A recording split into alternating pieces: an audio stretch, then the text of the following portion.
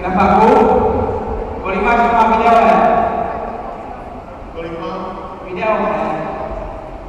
Videoher. A počítaj si to do počítačů hry. Jo, tak na Steamu mám 355 her, na Originu nějakých 10 a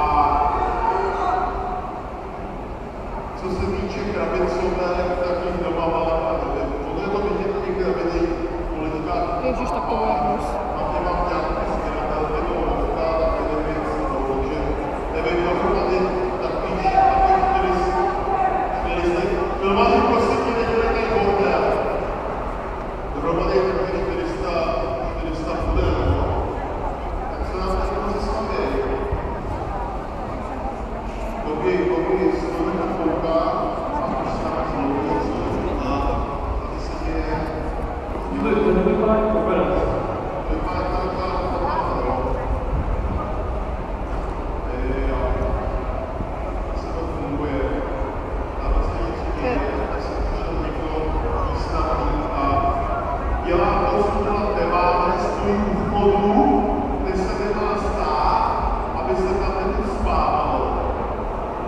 Tak, výtečně, poslouchej, děkujeme. Máte další otázečku?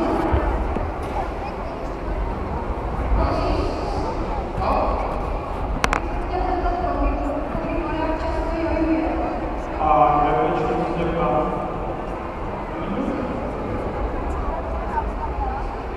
Jo, jak si vzpomínám, teďka moc není čas. A jinak třeba hodinu a máme nějaký technický. Jo, tak se má hodinku někde nějaký ten návod. A jelikož se můžeš použít tak to když jo, kdykoliv chceš.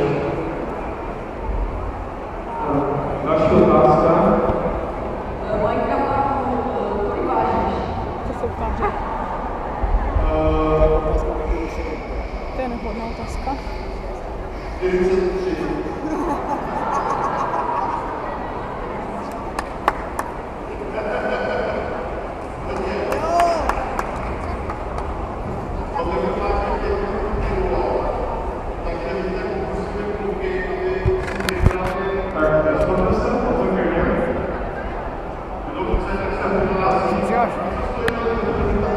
Může být.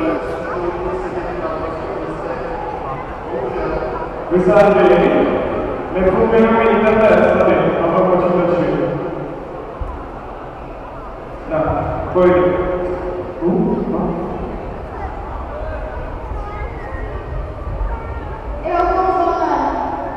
Tady to tam.